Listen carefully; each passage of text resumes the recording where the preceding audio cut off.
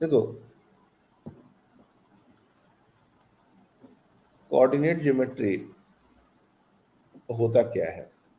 तो basically geometry है, और उसमें अलजेब्रा के थ्रू, पहले हम लोग जो ज्योमेट्री करते थे कंस्ट्रक्शंस के थ्रू, एंगल्स के थ्रू, इसमें मोस्टली काम जो करते हैं उसमें अलजेब्रा और ज्योमेट्री मिक्स होती है। होता सब ज्योमेट्री है, लेकिन उसमें अलजेब्रे के हेल्प से हम लोग उसको सॉल्व करते हैं।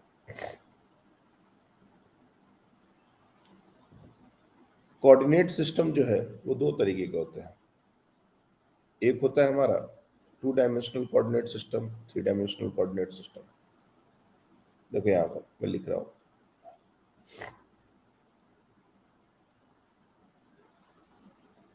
कोऑर्डिनेट दो तरीके के हो सकते हैं।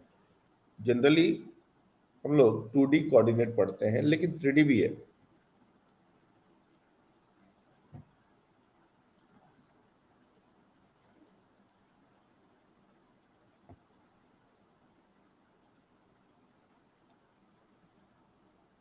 ये एक प्लेन में होता है, और एक होता है हमारा 3D coordinate system.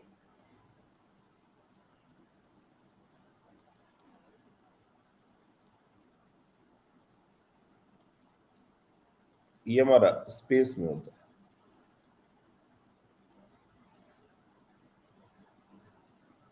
2D coordinate system को सिंपली इस तरह से दिखा सकते हैं।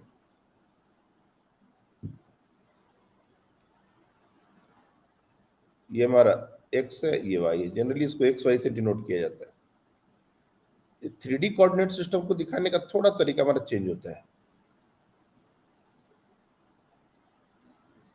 इस तरह से दिखाते हैं।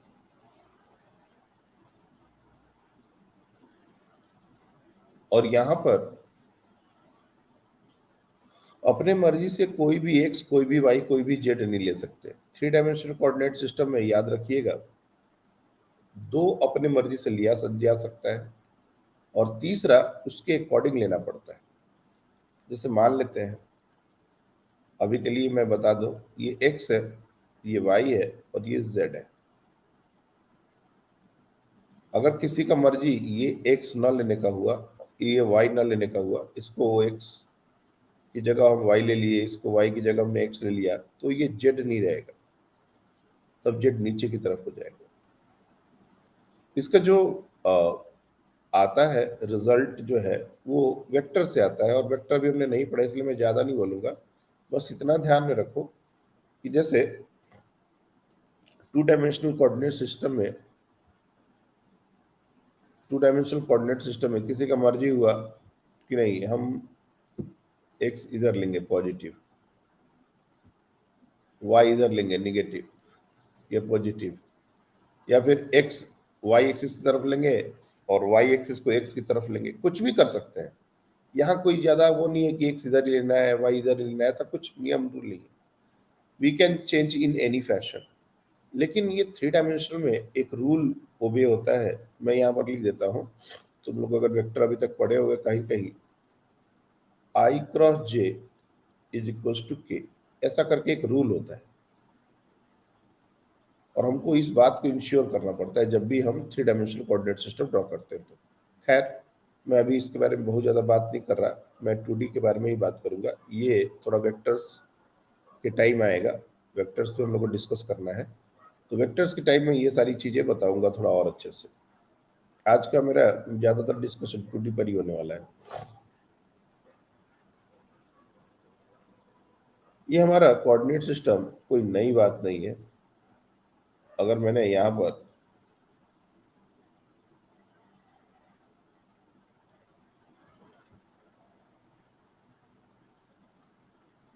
कोऑर्डिनेट सिस्टम ड्रॉ कर दिया,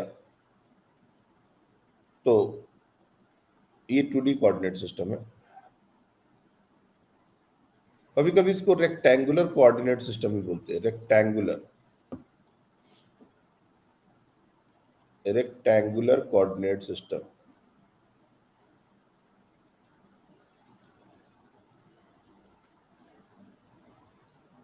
मल्हार, ये आपके आईफोन में वर्क करने लगा?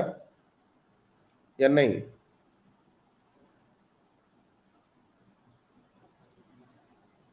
हेलो। हाँ बोलिए। नहीं सर, नहीं वर्क कर रहा। ये कान में चर्बी डाल के सो गए हैं। वैसे बता रहा हूँ, इनका सब्सक्रिप्शन कैंसिल करना पड़ेगा तब जाके ये होश में आएंगे। कितने दिन से एक ही इशू को मैं बार बार बोल रहा हूँ, लेकिन इनको समझ नहीं आ रहा। इन्होंने इतना कमिट, सब कमिट किया था, ऐसे होगा वैसे होगा, ये है वो है। और जितने भी इशू आ रहे हैं, ये 20-25 दिन से मैंने इनको बोल के रखा है, इनकी टीम काम कर रही है, टीम काम कर रही है। अब तो हद ही पार हो रही है, देखता हूँ मैं। सो रेक्टेंगुलर कोऑर्डिनेट सिस्टम, उसमें मान लो हमने इसको एक रेगुलर तरीके से ही चीजों को देखते हैं अभी।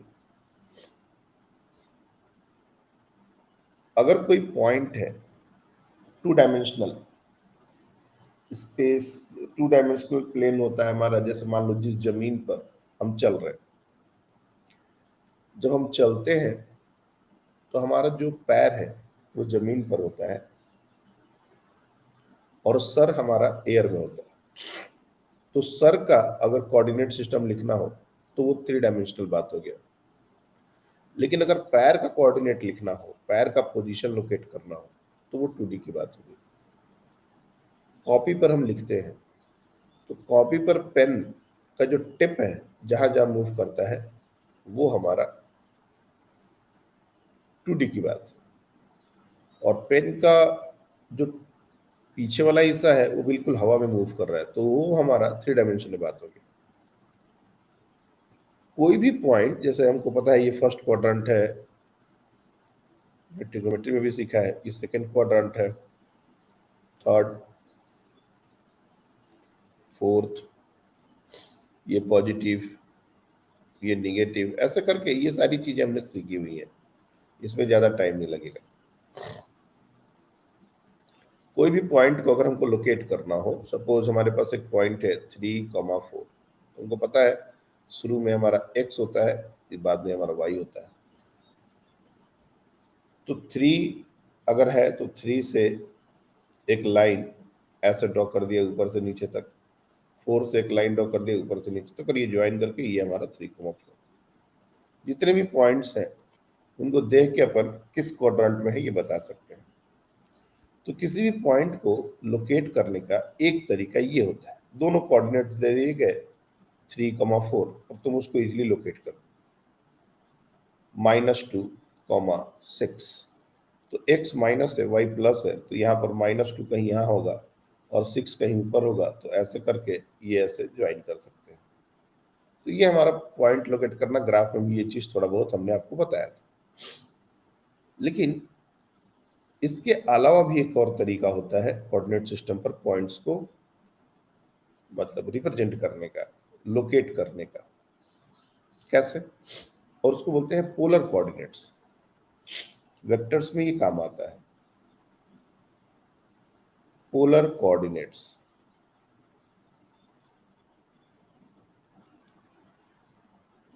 ये हमारा था रेक्टेंगुलर कोऑर्डिनेट सिस्टम, जिसमें एक्स और वाई दोनों लेते थे। पोलर कोऑर्डिनेट थोड़ा अलग होता है,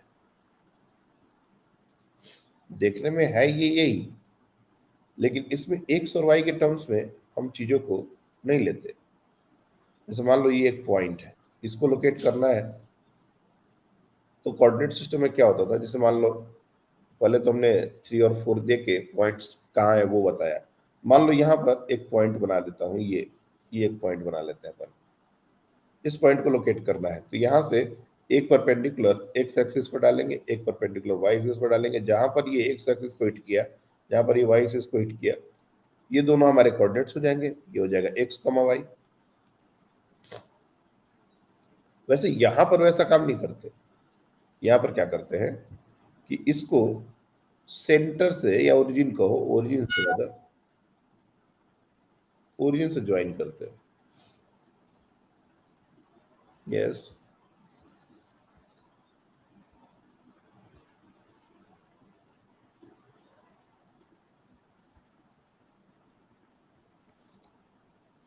तो हम ये जो कोऑर्डिनेट सिस्टम का ओरिजिन है, ये हमारा ओरिजिन है।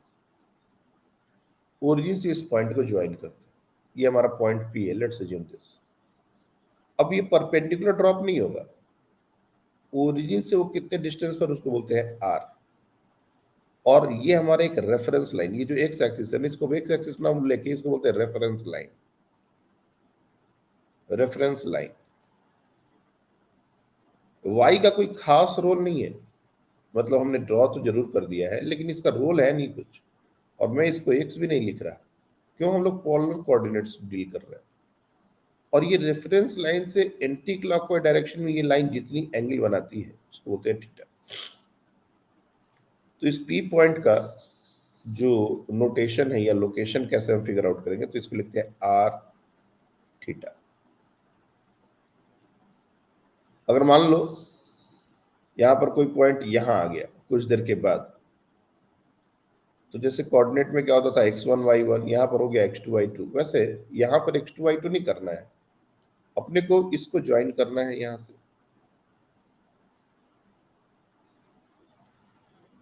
और ये डिस्टेंस हो गया लेट से r डैश, और एंटी क्लॉकवाइज डैश हमेशा angle anti clockwise theta dash.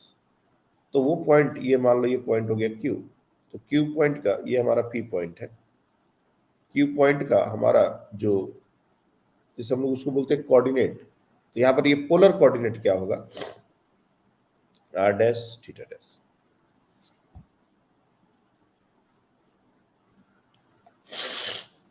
अब अगर हमको r पता हो और थीटा पता हो तो हम मतलब यूनिकली एक पॉइंट को रिप्रेजेंट कर सकते हैं। सिर्फ r पता हो, मान लो सिर्फ तुमको दे दिया गया r is equal to 10, r is equal to 10 पर पूरा सर्कल बन जाएगा। ओरिजिन से 10 सेंटीमीटर या 10 मीटर जो भी लो, अगर तुम पॉइंट्स बनाओगे तो पूरे सर्कल के सारे पॉइंट्स आ जाएंगे उसमें। ये यूनिक पॉइंट नहीं है r10 लिखना। उसी तरह से थीटा अगर 30 डिग्री बोल दिए तो 30 डिग्री पर भी इनफाइनाइट नंबर ऑफ पॉइंट्स हो जाएंगे। ये 30 डिग्री पर मान लो लाइन है, तो इस पर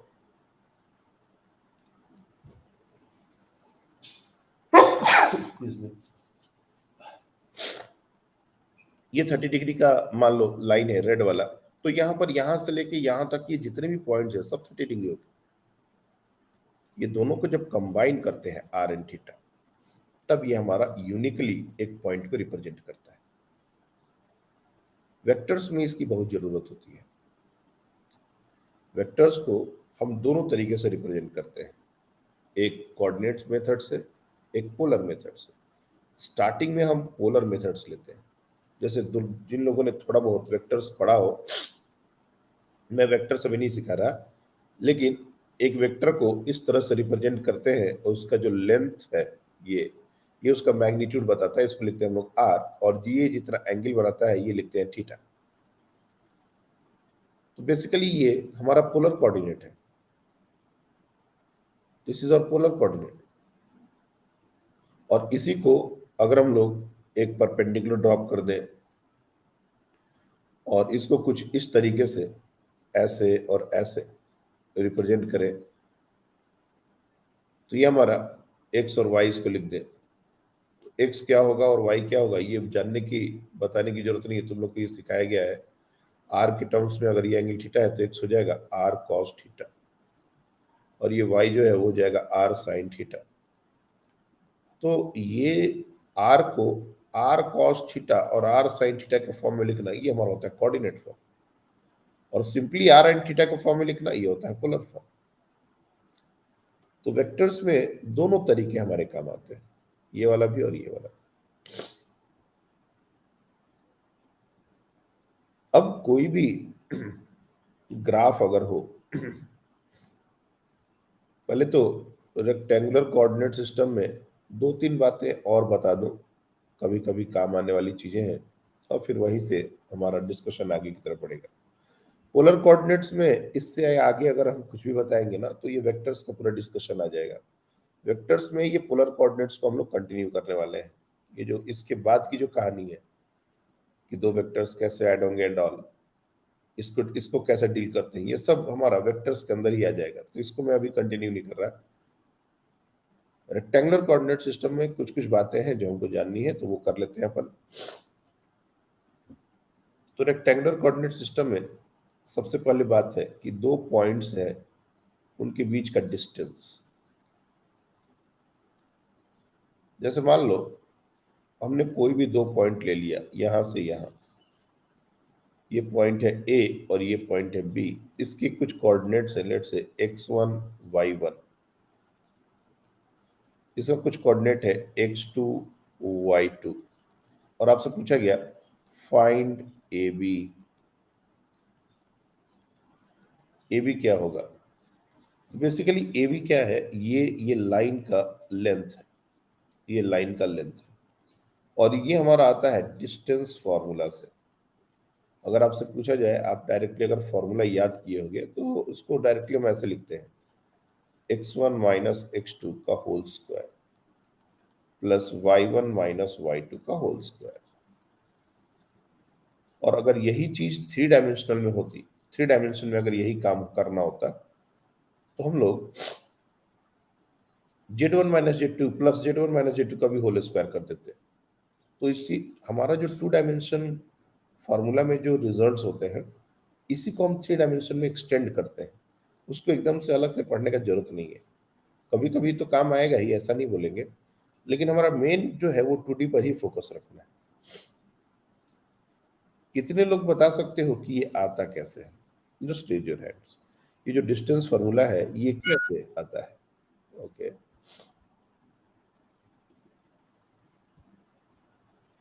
देखो बच्चे, पहले जब तक हम जूनियर क्लासेस में होते हैं तब तक फॉर्मूले याद हो गए, अच्छी बात है। क्वेश्चन बन गए, ये भी अच्छी बात है। लेकिन अब क्लास में हम पढ़ने वाले हैं, उसमें फॉर्मूले आते कैसे हैं ये भी मैटर करता है। अच्छा लगा कि कम से कम 5-6 बच्चों ने हैंड रेस किया है।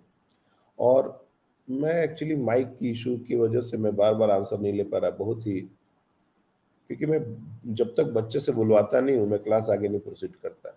ये बहुत अजीब बात है कि इस प्लेटफॉर्म को माइक का सपोर्ट नहीं मिल रहा है। एनीवे, जिनको करने आता है दैट इज वेरी गुड।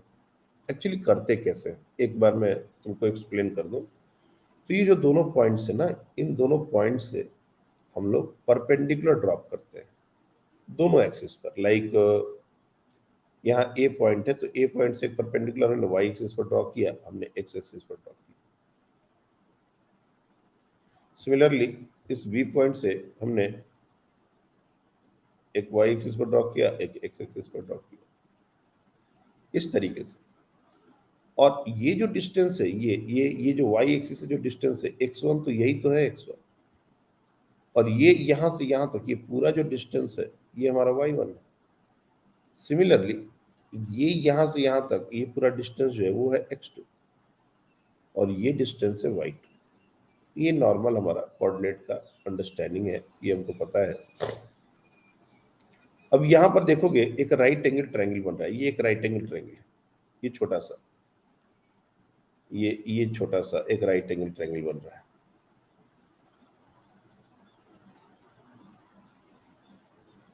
तो यहां पर एक राइट एंगल ट्रायंगल बना लेते हैं। वहां पर भी दिखा सकते थे लेकिन गंदगी हो जाती, यहां देख लो। तो उसका जो बेस है वो कितना होगा? तो ये x2, और यहां से यहां ये x1 माइनस कर देंगे तो ये हो जाएगा x2 माइनस x1। सिमिलरली ये जो y, ये साइड कितनी होगी? तो ये यहां से यहां तक है पूरा y1, और यहां से यहां नीचे ये y2 माइनस कर देंगे तो y1 माइनस y2। अब ये पाइथागोरस थ्योरम से हमको तो पाइथागोरस थ्योरम पता ही है। ये जो क्या, ये क्या होता है? ये दोनों का स्क्वायर का सम, और जो लिखोगे ये वही है, and this is what the separation. तो कोई भी दो पॉइंट का सेपरेशन लिखने में हमको ज्यादा टाइम नहीं लगेगा, और हमको रीजन भी बहुत, ऐसा नहीं है कि इसका डेरिवेशन बहुत बड़ा है, सिंपल ही है। कुछ बच्चों को लगता है सर अपने ऊपर वाले पॉइंट को ही 1 क्यों ले लिया, नीचे वाले को भी ले सकते थे, जरूर ले सकते थे। अरे मैं तो कहता हूँ कि तुम x1 माइनस x2 नहीं लिखने में इंटरेस्टेड हो तो तुम इसको x2 माइनस x1 लिख दो होल स्क्वायर, और इसको तुम y1 माइनस y2 नहीं लिखना चाहते तो इसको y2 माइनस y1 करो। कोई दिक्कत नहीं। जब हम किसी क्वांटिटी का स्क्वायर करते हैं, याद रखो इस बात को, तो a माइनस बी करें या b माइनस ए करें कोई फर्क नहीं पड़ता। तुम एक को x1 माइनस x2 लिखो, दूसरे को y2 माइनस y1 लिखो, तब भी कोई फर्क नहीं पड़ता। We are squaring it. -2 का स्क्वायर और 2 का स्क्वायर, इसमें फर्क नहीं होता। -2 और 2 अलग हो सकते, लेकिन -2 का स्क्वायर और 2 का स्क्वायर सेम ही है। इसलिए क्योंकि ये फॉर्मूले में स्क्वायर आता है, पहले किसको लेना और बाद में किसको लेना ये मैटर ही नहीं है। और अगर एक पॉइंट ओरिजिन हो तो हम किसी भी एक x1 y1 z1 जो भी है उसको जीरो ले सकते।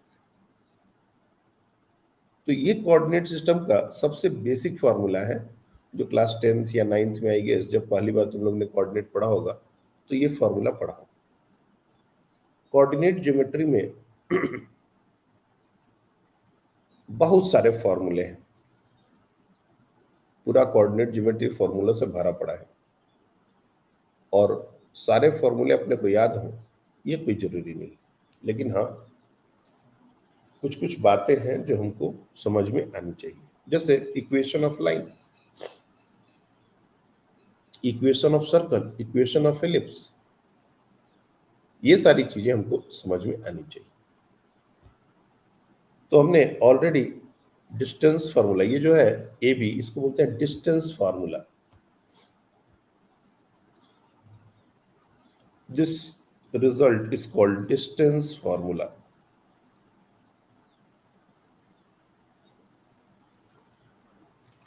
और ये हर बार के लिए यही रहेगा formula, x1 minus x2 whole square y1 minus y2 whole square. ये एक स्टैंडर्ड तरीका है। मैंने जैसे बताया कि तुम किसी को 1 ले लो, किसी को 2 ले लो, किसी में से किसी को माइनस कर दो, कहीं कोई आंसर फर्क नहीं आएगा। लेकिन अच्छा एक बात बताओ, एक चीज और, जैसे मान लो ये जो कोऑर्डिनेट सिस्टम है इसके अकॉर्डिंग हमने x1 y1, मैं यहाँ डायग्राम बनाता हूँ, ध्यान से सुनना इस बात को। ये हमारा एक कोऑर्डिनेट सिस्टम है जिसमें ओरिजिन है यहाँ पर, और ये दो पॉइंट्स हैं a, b, और a है ये b। और तुमने क्या किया, तुमने a का कोऑर्डिनेट्स लिखा, b का कोऑर्डिनेट्स लिखा, और डिस्टेंस फार्मूला निकाल दिया यूज करके डिस्टेंस, ठीक है। किस कोई आया बच्चा और उसने क्या किया, ये पूरे सिस्टम को ही चेंज कर दिया, ये उसने अपना ये न्यू कोऑर्डिनेट सिस्टम कुछ ऐसा रखा, ध्यान से देखो, ये उसका नया कोऑर्डिनेट सिस्टम है। पहले वाला कोऑर्डिनेट सिस्टम को मैं दिखा दूं, x, y। अब ये जो नया कोऑर्डिनेट सिस्टम रखा है उसने x डैश, और ये हमारा है y डैश, ये नया कोऑर्डिनेट सिस्टम है, ये o डैश। क्या इन दोनों पॉइंट्स का, ध्यान से सुनना, a और b का कोऑर्डिनेट सेम रहेगा या अब चेंज हो जाएगा? पहले जो कोऑर्डिनेट्स थे जैसे x1 y1 x2 y2, ये जब हमने नया कोऑर्डिनेट सिस्टम बनाया तो क्या ये दोनों सेम रहेंगे या अलग अलग हो जाएंगे? बहुत सिंपल आंसर है, अलग अलग होंगे, अलग अलग हो जाएंगे। तुम खुद देखो, ये जो ए पॉइंट पहले दोनों फर्स्ट क्वाड्रेंट में थे, फर्स्ट कोऑर्डिनेट एक्सिस के अकॉर्डिंग ए और बी पॉइंट फर्स्ट क्वाड्रेंट में थे, और दोनों फर्स्ट क्वाड्रेंट में होने की वजह से एक्स और वाई कोऑर्डिनेट दोनों पॉजिटिव हो जाएंगे। लेकिन जब हमने दूसरा कोऑर्डिनेट कहीं और शिफ्ट कर दिया तो बी पॉइंट तो फर्स्ट क्वाड्रेंट में रहा, लेकिन ए सेकेंड क्वाड्रेंट में चला गया, तो एक्स तो नेगेटिव हो जाएगा इसका। ऐसे ही इस कोऑर्डिनेट को हम इधर शिफ्ट कर देते कहीं, हो सकता था ये दोनों पॉइंट सेकंड क्वाड्रेंट में चले जाते, हो सकता है ये दोनों पॉइंट थर्ड क्वाड्रेंट में चले जाते। वो तो अपना ओरिजिन को शिफ्ट करने का बात है, कहीं भी शिफ्ट कर दे। तो इन दोनों पॉइंट्स के जो कोऑर्डिनेट्स हैं वो हर बार चेंज होंगे। जैसे जैसे हम अपना कोऑर्डिनेट सिस्टम चेंज करेंगे, इन दोनों पॉइंट्स के coordinates x1 y1 x2 y2 ये सब बदलते रहेंगे। लेकिन अगर तुमसे कोई पूछे, but for new coordinate system, जो नया वाला यहां पर ओडेस बनाया है,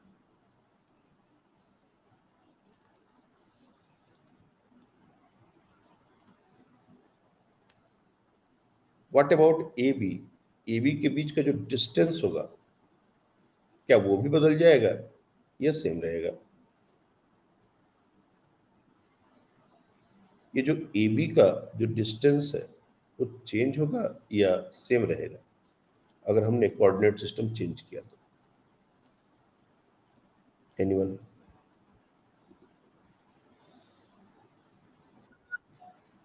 ओके, नूपुर से आप माइक एक बार ऑन कर देखिए, तो माइक है क्या आपका ऑन? हाँ, तो ऑन हो रहा है। हेलो हाँ बोलिए। सर, सेम रहेगा distance. Good, very good. Simple सी बात है, डिस्टेंस क्यों चेंज हो भाई? वो जो पॉइंट है हमने अपना ओरिजिन चेंज कर दिया, अच्छी बात है। ए और बी तो ये तो फिक्स्ड पॉइंट थे, एक मुंबई है और एक नागपुर है। अब हम अमरावती से डिस्टेंस मेजर करना शुरू करें या बीड से डिस्टेंस मेजर करना शुरू करें या कहीं से डिस्टेंस मेजर करना शुरू करें, उससे क्या फर्क पड़ता है?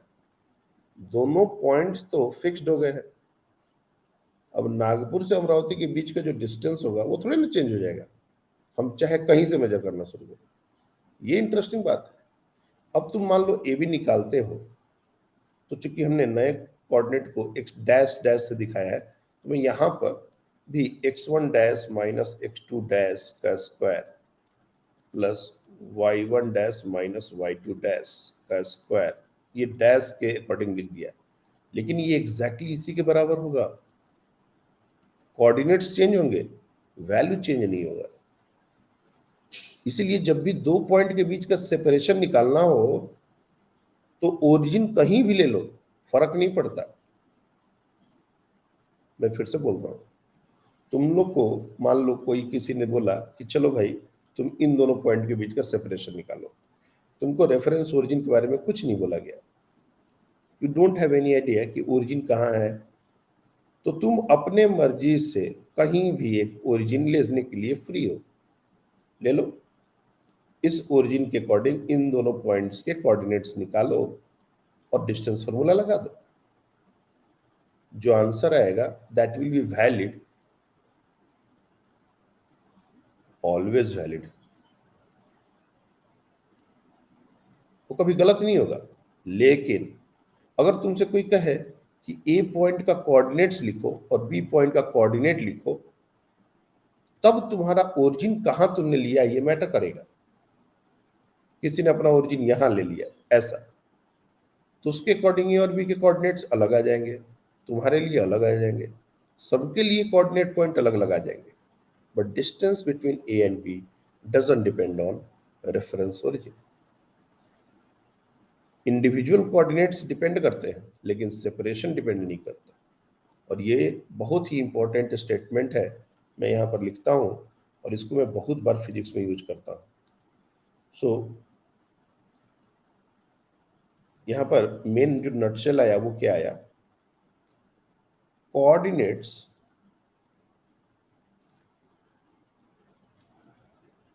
Of any point depends on reference origin.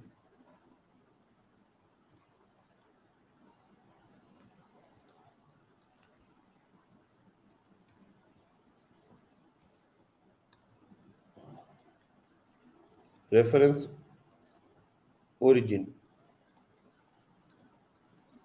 but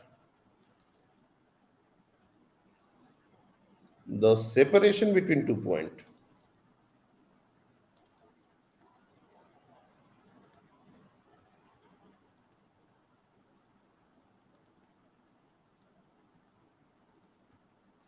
depends on or doesn't depend on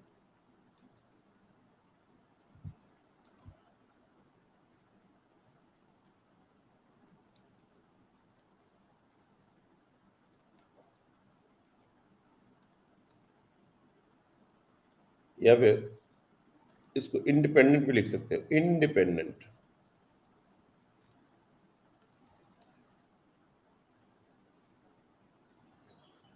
इसकी जरूरत बार बार पड़ेगी। खैर, अब मैं कह रहा था कि कोऑर्डिनेट सिस्टम में रेक्टेंगुलर कोऑर्डिनेट सिस्टम, अच्छा इस कोऑर्डिनेट सिस्टम को रेक्टेंगुलर कोऑर्डिनेट सिस्टम क्यों कहते हैं, कोई बताएगा? जैसे ये जो कोऑर्डिनेट सिस्टम पढ़ रहे हैं ना, इसको रेक्टेंगुलर कोऑर्डिनेट सिस्टम कहा जाता है, क्यों? एनीवन? क्योंकि एक्स और वाई एक्सिस के बीच का एंगल जो है वो 90 डिग्री है। ये एक्स और वाई एक्सिस हमेशा 90 डिग्री पर ही होंगे, ये ऐसा सिर्फ रेक्टेंगुलर कोऑर्डिनेट सिस्टम में होता है। अब कहोगे सर और भी कुछ होता है क्या? बहुत कुछ होता है। जो मैथ वाले बच्चे होते हैं वो पोलर कोऑर्डिनेट्स पढ़ते हैं, जिसमें एक्स और वाई के बीच का एंगल 90 ना होके कोई भी जनरल एंगल हो सकता है 60 डिग्री। जैसे मान लो ऐसा भी केस हो सकता है, मैं जस्ट तुमको बता रहा हूं, I mean not going to explain this. ये हमारा एक्स एक्सिस है, ये हमारा वाई एक्सिस है, और इसके बीच का एंगल थीटा है। इसको बोलते हैं oblique coordinate system.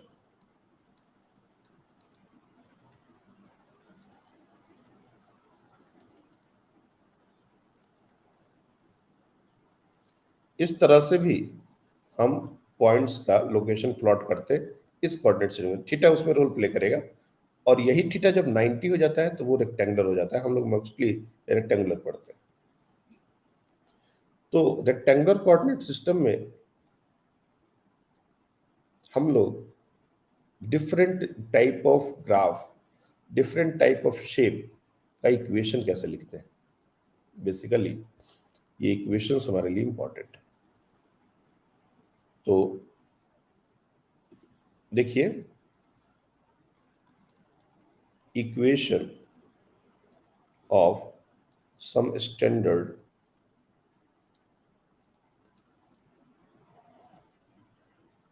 geometrical figures,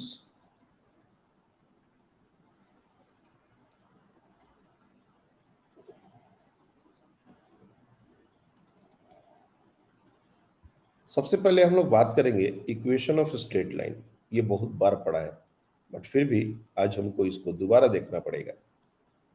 equation of straight line,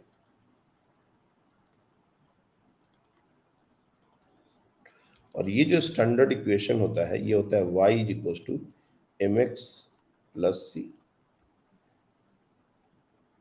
ये बात सही है कि x का पावर 1 होना चाहिए, y का पावर 1 होना चाहिए, लीनियर ग्राफ होना चाहिए, ये सारी बातें जो पहले की गई है वो सब सही है। लेकिन एक स्टैंडर्ड फॉर्म अगर बोला जाए तो ऐसे जैसे मैंने बताया था X plus B plus C is equal to 0, वैसे ही कोऑर्डिनेट सिस्टम में ये स्टैंडर्ड फॉर्म होता है, और इसका बहुत सारा सिग्निफिकेंस है, मैं आऊंगा इस पर। उसी तरह से इक्वेशन ऑफ सर्कल, तो इक्वेशन ऑफ सर्कल में दो बातें हैं। एक तो सबसे सिंपल सर्कल हो सकता है,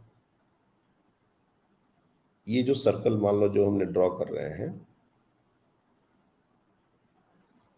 ये सर्कल जो है ये सेंटर्ड एट ओरिजिन है। लेकिन हर बार सेंटर्ड एट ओरिजिन होगा ऐसा कोई जरूरी थोड़ी ना है, यहां भी हो सकता है सर्कल, और इसका जो सेंटर है वो कुछ उसका कोऑर्डिनेट हो सकता है। लेट से इसका कोऑर्डिनेट हो गया x नॉट y नॉट, ये कोऑर्डिनेट पॉइंट्स है इसके सेंटर के, और ये कांस्टेंट है क्योंकि सर्कल तो हमने ड्रॉ कर दिया, तो इसका सेंटर भी एक फिक्स्ड पॉइंट हो गया। तो इक्वेशन ऑफ सर्कल में सिर्फ दो ही चीज याद रखना है, अगर सेंटर्ड एट ओरिजिन हो तब,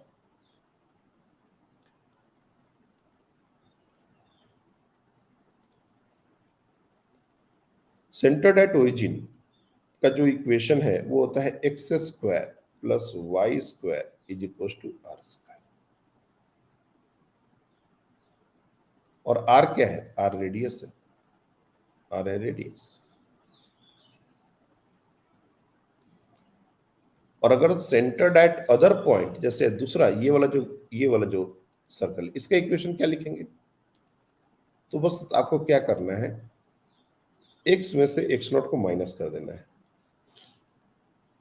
और उसका स्क्वायर कर देना है, plus Y minus Y naught square is equal to इसका जो भी रेडियस होगा, लेट्स से इसका रेडियस कैपिटल आर है, कैपिटल आर। तो ये एक तरीके से जनरल इक्वेशन बन गया।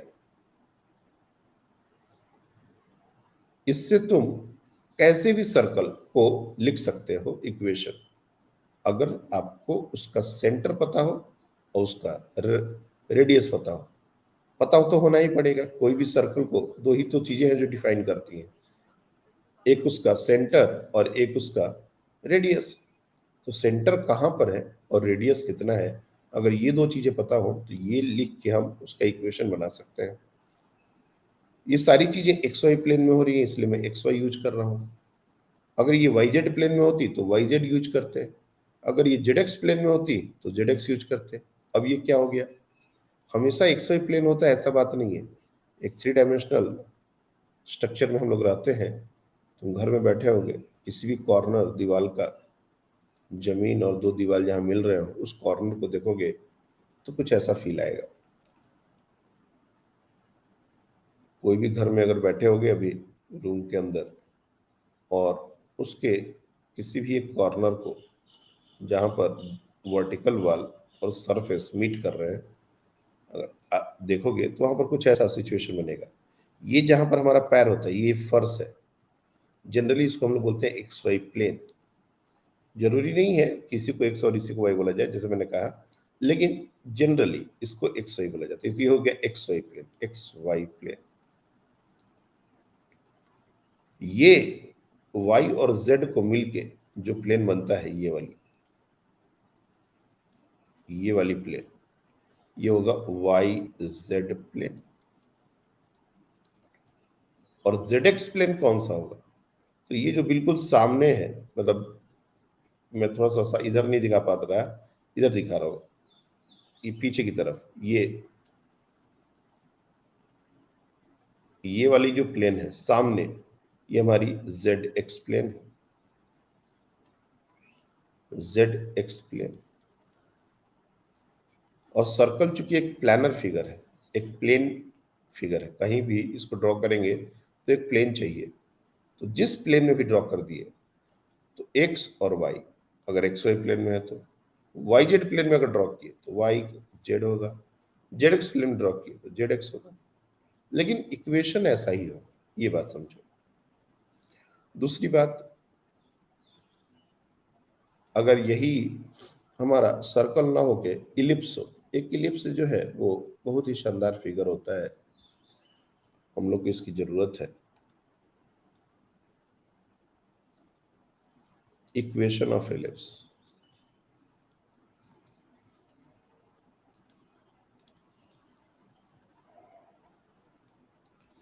Equation of ellipse. इलिप्स दिखता कैसा है,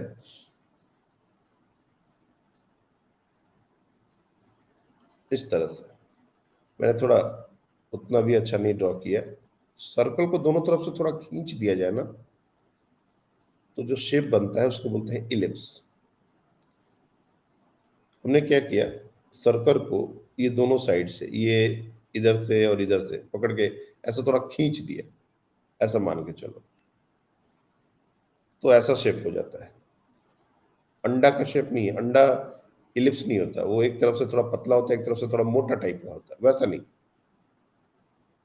यहाँ पर शेप वाला जो फंक्शन है वो तो जैसे वर्क नहीं कर रहा, नहीं तो तुमको इलिप्स दिखाते, इलिप्स होता कैसा है, एग्जैक्ट दिखता कैसा है, तुम लोग को पता भी होगा वैसे। अब ये जो पॉइंट है ये अभी भी सेंटर ही है, जो सर्कल में ये सेंटर था अभी भी ये सेंटर ही है, लेकिन अब डिस्टेंसेस बराबर नहीं है। ये जो बड़ा वाला लाइन है इसको बोलते हैं मेजर एक्सिस,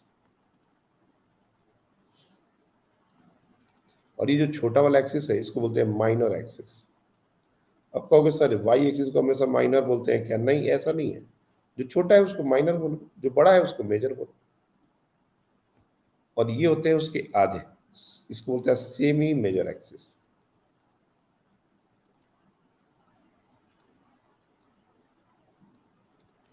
ये होता है सेमी माइनर एक्सिस, सेमी मतलब हाफ।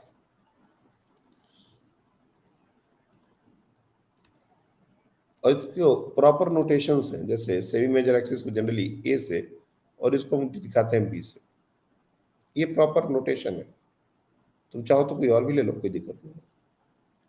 और कुछ देर के लिए मैं ऐसा मानूं कि ये हमारा एक्स एक्सिस था और ये हमारा वाई एक्सिस था, ये हमारा वाई एक्सिस था। तो इस एलिप्स का भी इक्वेशन तो बात चाहिए होगा, जैसे सर्कल का इक्वेशन था। तो क्या है इक्वेशन? तो इक्वेशन होता है X square by A square plus Y square by B square and that is equal to 1।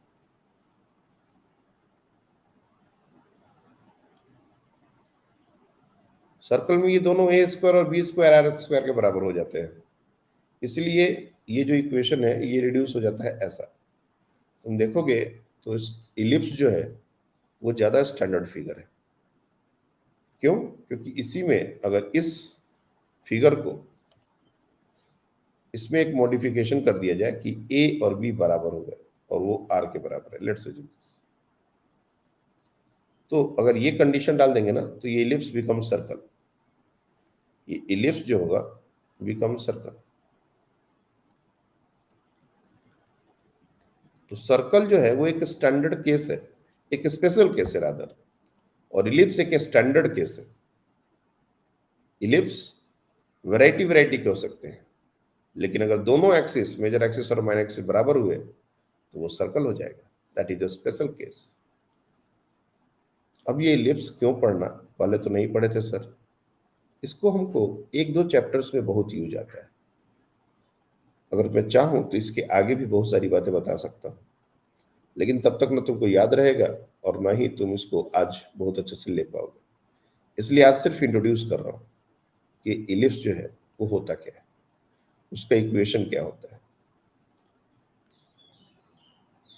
अगर कोई पहले से इलिप्स के बारे में जानता हो तो मेरे को बता सकते हो कि इलिप्स को डिफाइन कैसे करते हैं?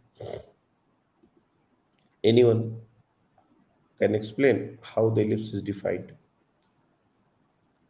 जैसे सर्कल को डिफाइन करते हैं, ओके आफिया, जैसे सर्कल को डिफाइन करते हैं, एक बार मैं मौका दूंगा बच्चे कि एक this is a group of points which is equi distant from a given point. एक कोई गिवन पॉइंट है, उससे इक्वल डिस्टेंस पर एक ग्रुप ऑफ पॉइंट्स को हम बोलते हैं सर्कल। सही बात है। क्या वैसा कुछ डेफिनेशन इलिप्स के लिए है? बताइए, आप ये बताइए। और आपका माइक वर्क करना चाहिए, माइक करके ट्राई करो। हाँ बोलो।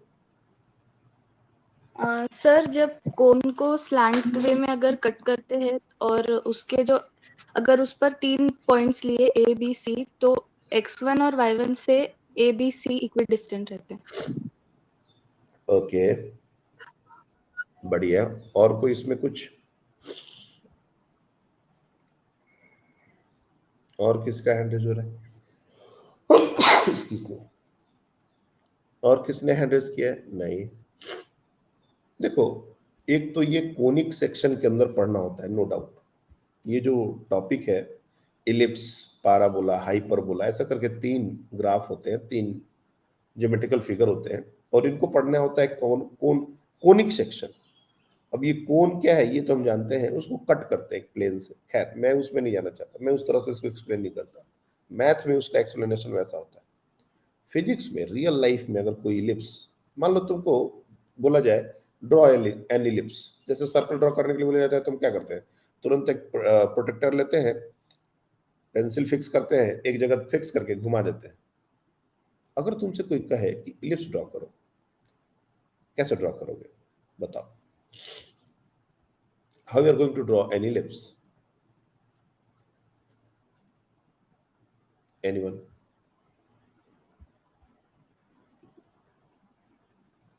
इसको भी ड्रॉ किया जा सकता है। एक्चुअली इलिप्स में 2 और भी पॉइंट्स होते हैं जिनके बारे में चर्चा होनी चाहिए थी, मैंने नहीं की, और अभी के लिए मैं वो बस 2 पॉइंट को लिख रहा हूं, इसके बारे में बहुत ज्यादा नहीं बताऊंगा। इनको बोला जाता है फोकस, इनको बोला जाता है फोकस। अब ये फोकस क्या होते हैं, इनका डिस्टेंस कितना होता, ये सब चीजें अभी मैं जानने, ये बताने का बात नहीं है, लेकिन चूंकि ड्रॉ करने का बात है और एक इलिप्स को समझने का बात है, तो मैं इस पॉइंट को अभी लिख रहा हूं। तुमको क्या करना है, जमीन पर 2 पॉइंट फिक्स करने हैं, 2 पॉइंट। एक नेल ले लो, छोटे छोटे नेल्स, और जमीन पर फिक्स कर दो। और उसके अंदर एक रस्सी बंधी होनी चाहिए, रस्सी बंधी होनी चाहिए। और ये रस्सी की लेंथ जो है इनके सेपरेशन से ज्यादा होनी चाहिए। ध्यान से सुन लो इस बात को, यूट्यूब पर भरे पड़े हैं वीडियो ऐसे, और तुम चाहो तो मैं अभी वीडियो दिखा सकता हूं, लेकिन अभी कुछ और बात कर लेते हैं। ये जमीन पर ये सारी चीजें कर रहे हैं। 2 पॉइंट हमने दोनों एंड फिक्स कर दिया, और इनके बीच जो स्ट्रिंग है हमने लगाई है, वो स्ट्रिंग इनके सेपरेशन से ज्यादा है। और तुमने क्या किया, एक पेन, उसकी जो टिप है,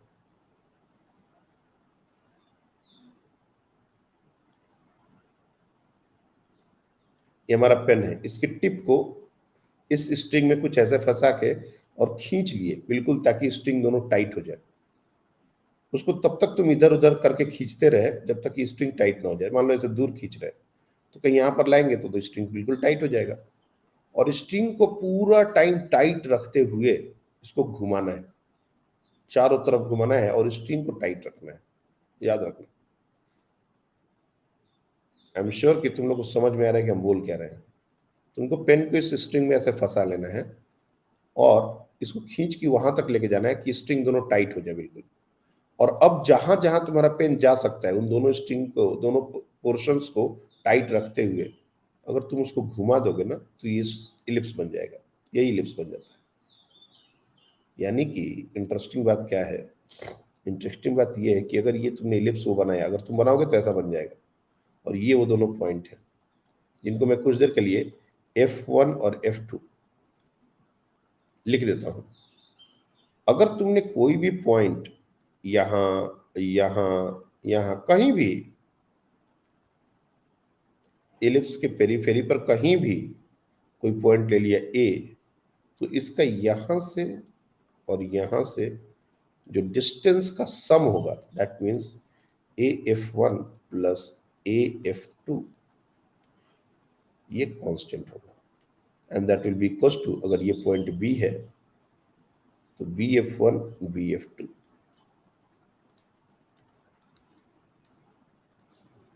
इज इक्वल टू, अगर ये पॉइंट सी है तो अगेन CF1 CF2। तो ऐसे हम करते जा सकते हैं।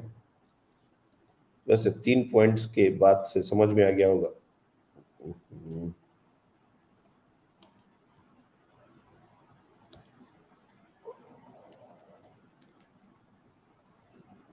ये कभी कभी ये इसको दिमाग खराब हो जाता है इसका।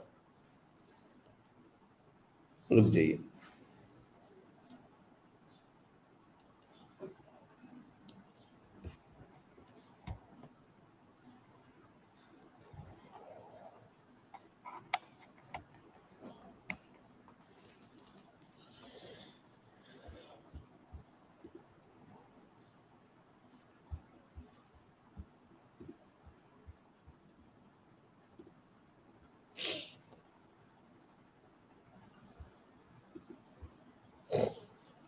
हाँ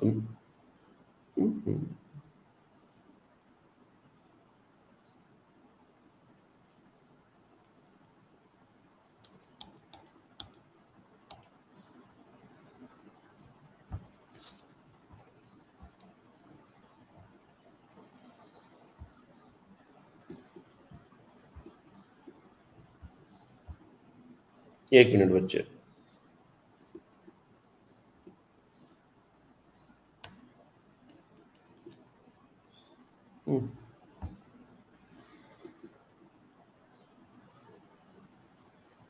जस्ट ए सेकेंड।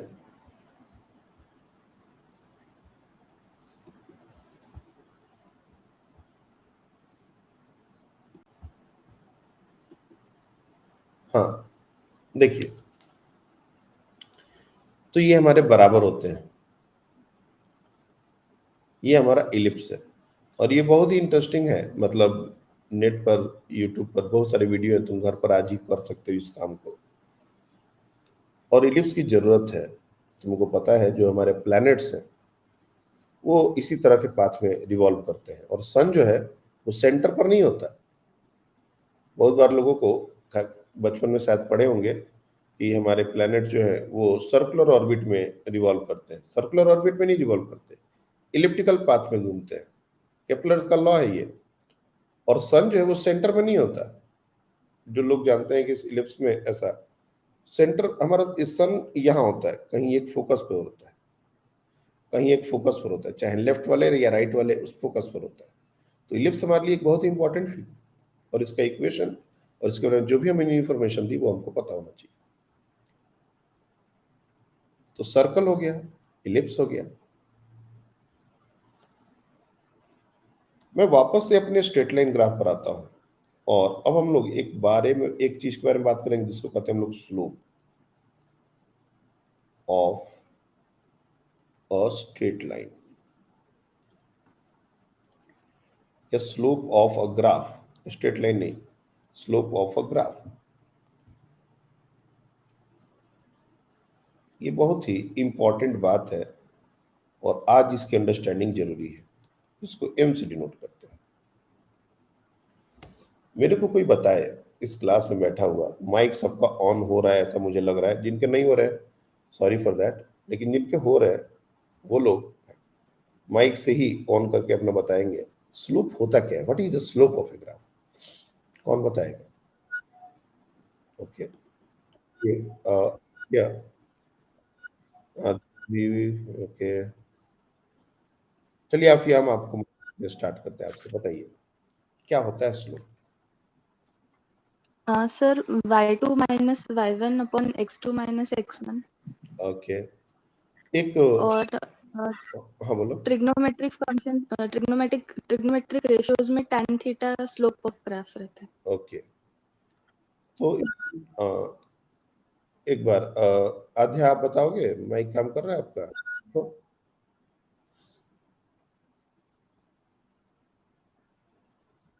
हाँ, कर तो रहा है, चलिए बताइए। हेलो सर, मेरी आवाज आ रही है? हाँ आ रही है अभी। सर स्लोप मतलब वो एक्स एक्सिस से कितने मतलब एंगल पे है, उसी को हम लोग दूसरे वे में डिफाइन कर सकते हैं स्लोप। ओके, वेरी गुड, काफी हद तक आपका क्लोज है। मल्हार को मौका देंगे, ट्राई करो। डायनेशन होता है कौन से रेफरेंस लाइन से? टैन ऑफ थीटा होता है ऐसा। हाँ। और किसी ने हैंड रेज किया है? चलिए, कुछ बच्चों ने थोड़े थोड़े में ही लगभग आंसर को कंप्लीट किया है। स्लोप ऑफ एनी ग्राफ, मैं बात करूंगा ग्राफ मतलब पहले स्ट्रेट लाइन से, ठीक है ना? स्ट्रेट लाइन से बात होगी। Straight line,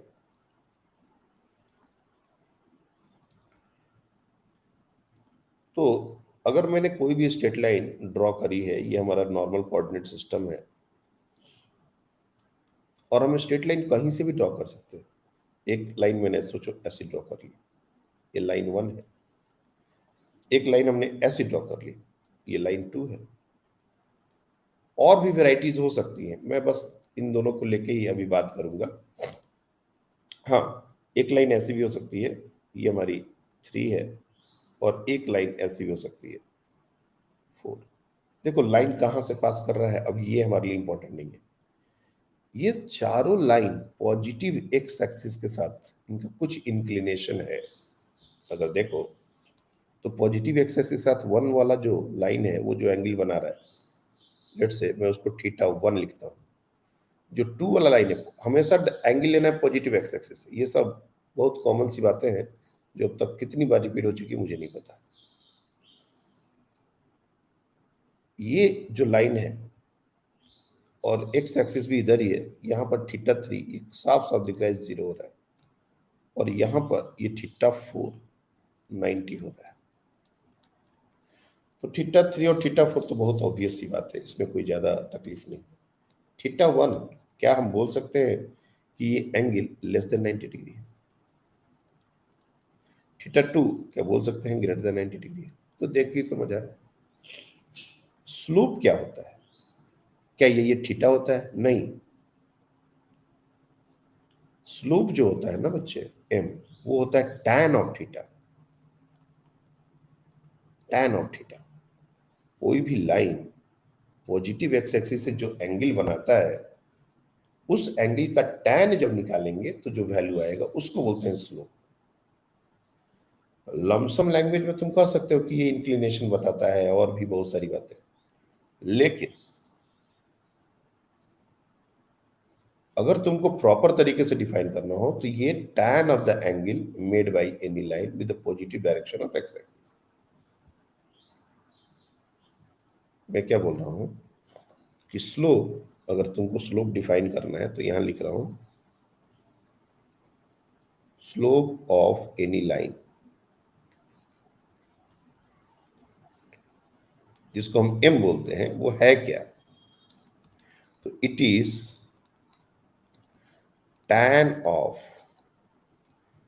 angle made by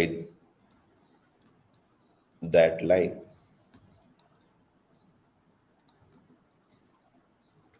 with positive direction of x-axis।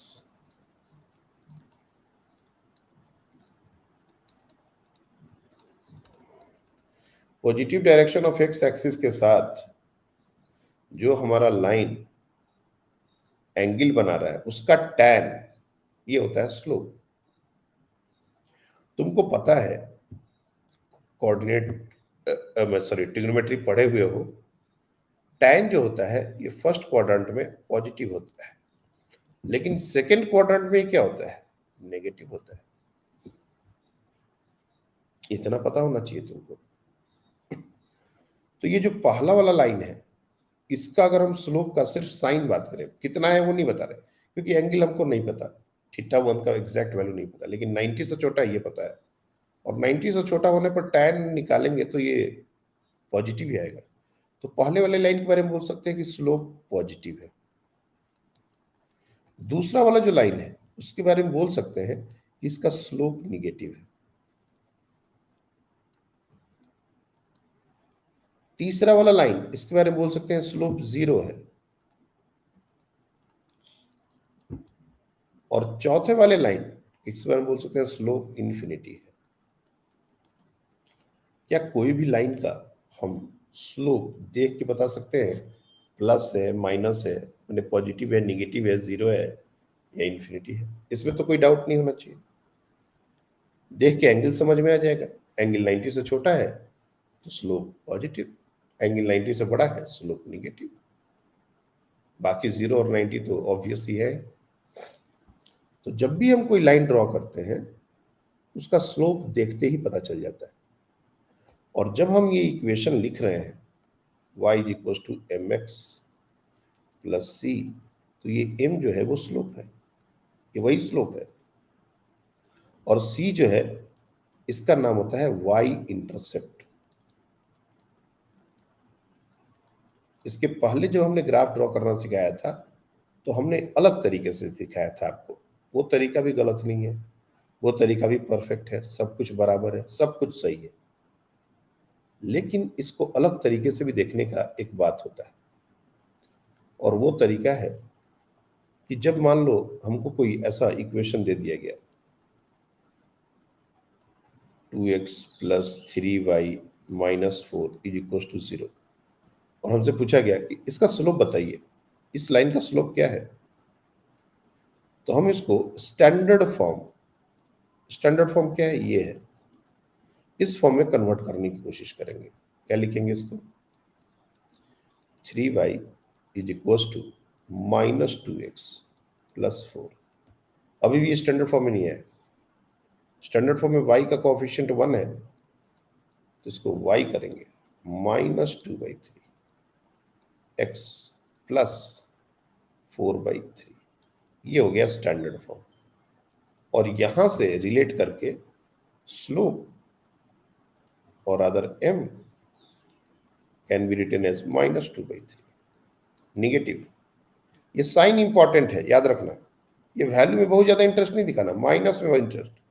और y इंटरसेप्ट, मल्हार आप जा सकते हो, मैं रिकॉर्डिंग रखूंगा, ठीक है ना? चला गया वो बेचारा। y इंटरसेप्ट ये हो जाएगा 4/3, दिस इज 4/3। तो पॉइंट ये है कि कोई भी ऐसा इक्वेशन अगर हमको मिले तो हम उसका इक्वेशन देख के उसको स्टैंडर्ड फॉर्म में कन्वर्ट करके स्लोप और इंटरसेप्ट निकाल सकते हैं। और अगर इसका ग्राफ ड्रॉ करना हो तो एक तो जो पहले तरीका बताया था वो तो बताया ही था। अभी का जो सिचुएशन है, क्या मतलब है, ये जो y इंटरसेप्ट है ना, c जिसको बोल रहे हैं, बेसिकली ये y एक्सिस का एक पॉइंट है। जैसे ये 4/3, यहाँ पर ये 4/3 है, तो 4/3 पॉजिटिव है तो कहीं ऊपर एक पॉइंट होगा 4/3। ये हमारा 4/3 पॉइंट है। 4/3 लाइन यहां से जरूर पास करना चाहिए, ये मस्ट है, और उसका स्लोप निगेटिव होना चाहिए। अब दो ही लाइन तुम ड्रॉ कर सकते हो वहां से पास करता हुआ।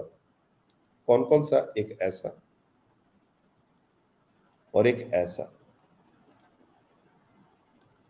इसके अलावा कोई और लाइन है नहीं, अगर है तो ड्रॉ करके दिखाओ। लेकिन हाँ, ये है, कह सकते हो कि सर थोड़ा सा ऐसा कम टिल्टेड हो, ज्यादा टिल्टेड हो, मेरा इस पर ध्यान नहीं है। यही वो दो पॉसिबल लाइंस हैं जिनको हम ड्रॉ कर सकते हैं, जो कि इस 4/3 से पार करें। लेकिन कौन सा लाइन लेना है और कौन सा लाइन नहीं लेना, तो यहाँ पर है स्लोप पॉजिटिव, सॉरी निगेटिव। और अगर मैं सेकेंड वाली लाइन को देखूं तो इसका जो एंगल बन रहा है ये लेस देन 90 डिग्री है, और लेस देन 90 डिग्री मतलब स्लोप पॉजिटिव हो जाएगा इसका। लेकिन हमको स्लोप कैसा चाहिए? निगेटिव। मतलब ये वाला लाइन गलत है, ये नहीं होगा।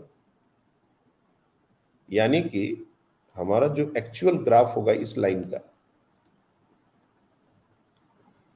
वो ये होगा।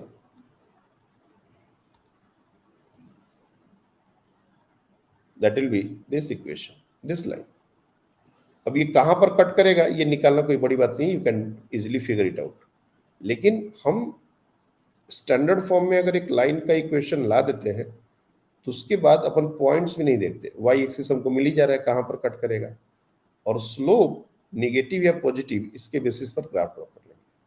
तुम चाहो तो जो भी पुराना मेथड याद है उसके बेसिस पर ये ग्राफ ड्रॉ करना चाहो, ग्राफ ड्रॉ करो, ऐसा ही ग्राफ आएगा। You are going to get see a graph some very exactly like this. अब थोड़ा सा कम स्लांट, ज्यादा स्लांट हो सकता है, मैंने एंगल मेजर नहीं किया, ये तो फ्री हैंड ड्राइंग। इस तरीके से हम इक्वेशन से ग्राफ और ग्राफ से इक्वेशन, ग्राफ से इक्वेशन तो खैर बनाया जा चुका है, तो स्लोप समझने का था इसमें। ये जो आज का हमने जो डिस्कशन किया उसमें स्लोप का मतलब समझ में आना चाहिए। कोई भी लाइन है उसका स्लोप निकाला जा सकता है ग्राफ को देख के या इक्वेशन से। लेकिन अगर ग्राफ स्ट्रेट लाइन नहीं हो तब, और ये आज का लास्ट पॉइंट है, ये डिस्कशन का आज का लास्ट पॉइंट है। If a graph is not a straight line,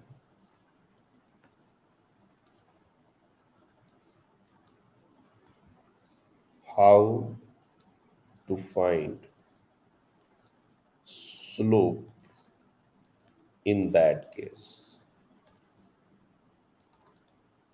उस केस में स्लोप कैसे निकालेंगे? हम लोग ने पैराबोलिक ग्राफ पढ़ा है। पैराबोलिक ग्राफ एक स्ट्रेट लाइन ग्राफ नहीं होता। तुम चाहो तो एक पैराबोलिक ग्राफ ऐसा बना सकते हो, तुम चाहो कोई और ग्राफ बना सकते हो। मेरा क्वेश्चन बस इतना है, क्या हम इस तरह के ग्राफ का स्लोप निकाल सकते हैं, या अगर निकालेंगे तो कैसे निकालेंगे?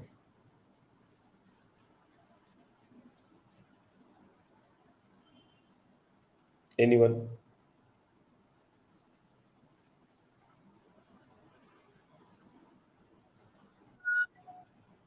ओके, हाँ आ जाए, बताइए। कोई भी पॉइंट से टैंजेंट ड्रॉ करके फिर एंगल मेजर कर सकते गुड। तो सबसे बड़ी बात यह है देखो स्लोप तो हम लोग निकालते हैं स्ट्रेट लाइन का ही, लेकिन जब हमारा कोई कर्व आ जाता है, समय ज़्यादा नहीं है इसलिए मैं बाकी लोगों से आंसर आज नहीं ले रहा, कल लूँगा, कल ये कंटिन्यू रहेगा टॉपिक। धीरे धीरे हम लोग डिफरेंशिएशन की तरफ बढ़ रहे हैं टू बी ऑनेस्ट। तो मेरा क्या बात है कि अगर हमको सबसे पहले तो एक कर्व दिख जाए तो इसका स्लोप जो है वो निकालने का तरीका जो है चेंज हो गया। अभी भी tan थीटा ही निकालना है, लेकिन अब कैसे निकालना है वो देखो। सबसे पहले तो अलग अलग पॉइंट पर स्लोप अलग अलग होगा। जैसे यहां पर एक पॉइंट ले लिया A, यहां पर एक पॉइंट ले लिया B, यहां पर एक पॉइंट ले लिया C, D, E। मैं जानबूझ के थोड़ा दूर दूर ले रहा हूं, तुम चाहो तो एकदम अगल बगल ले सकते हो। सबके all points have different slopes। Straight line में ऐसा नहीं होता। स्ट्रेट लाइन में हर पॉइंट का स्लोप सेम होता है। जितने ये लाइन का जो इक्वेशन है, slope of a straight line is a constant quantity. चाहो तो यहां पर मेंशन कर लो, slope of straight line is always constant।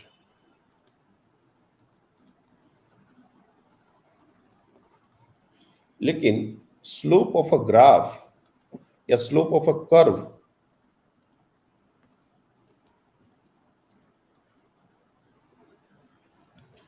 Is variable. ये सेम नहीं होता, ये कांस्टेंट नहीं होता। हाँ, निकालेंगे कैसे उसका तरीका ये है कि जिस पॉइंट पर अपने को स्लोप चाहिए, क्योंकि अब तो वेरिएबल हो गया, हर पॉइंट पर अलग अलग। जैसे हमको डी पॉइंट पर चाहिए तो डी पॉइंट पर एक टेंजेंट ड्रॉ करना होगा, इसको बोलते हैं tangent. This line is called tangent. एक पॉइंट पर ग्राफ को टच करने वाली लाइन, इसको बोलते हैं tangent. Touches the graph at any one point.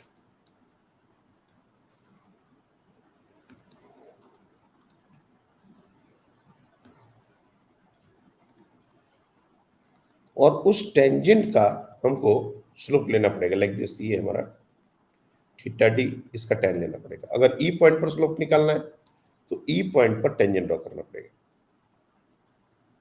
Like this. और इसका जो भी एंगल होगा उसका टेन लेना पड़ेगा। अगर ए पॉइंट पर करना है तो ऐसे, इसका एंगल थीटा है और इसका टेन लेना पड़ेगा। मतलब जिस पॉइंट पर हमको स्लोप निकालना है, जिस पॉइंट का, उस पॉइंट पर एक टेंजेंट ड्रॉ करेंगे और जो लाइन ड्रॉ होगी उस लाइन का स्लोप निकालना पड़ेगा। और ये सारी लाइंस अलग अलग होंगी, इसमें कोई दो राय नहीं है। सी पॉइंट तो सबसे इंटरेस्टिंग पॉइंट है। इस पर तो अगर तुम टेंजेंट ड्रॉ करोगे तो बिल्कुल एक्स एक्सिस से पैरेलल हो जाएगा और इसका स्लोप 0 हो जाएगा।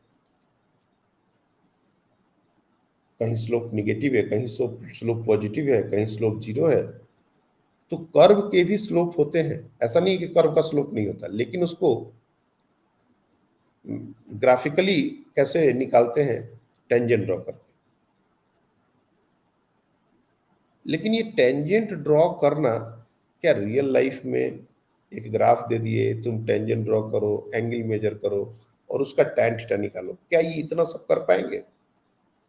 नहीं कर पाएंगे। दिस इज द कॉन्सेप्ट कि हाँ, ऐसा करने से मेरे को tan ऑफ थीटा स्लोप बताएगा। लेकिन हम टू द स्केल तो सारा कैलकुलेशन कर नहीं रहे। ग्राफ कैसा दिखेगा, टेंजेंट कहाँ से एग्जैक्टली पास करेगा, एक एंगल एग्जैक्टली कितना होगा, उसका फिर tan, तो स्लोप निकालने में दिन बीत जाएगा। 4 पॉइंट दे दिए तो आज का पूरा दिन ही निकल गया। उसमें कोई ना कोई एक तरीका तो होना चाहिए जिससे हमको किसी भी ग्राफ का, जो कि स्ट्रेट लाइन हो या ना हो, स्लोप पता चल जाए। और उस मैथमेटिकल तरीके को हम कहते हैं differentiation.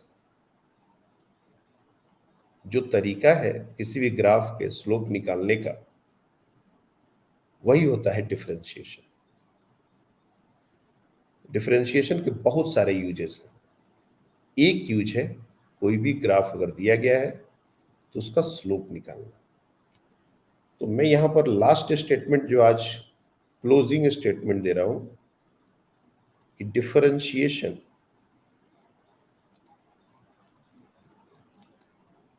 is used to find slope of any graph. बस कैसे करते हैं, कैसे बताता है, ये सारी बातें आज नहीं, बस ये लास्ट स्टेटमेंट याद रखो कि ऐसा कुछ होता है।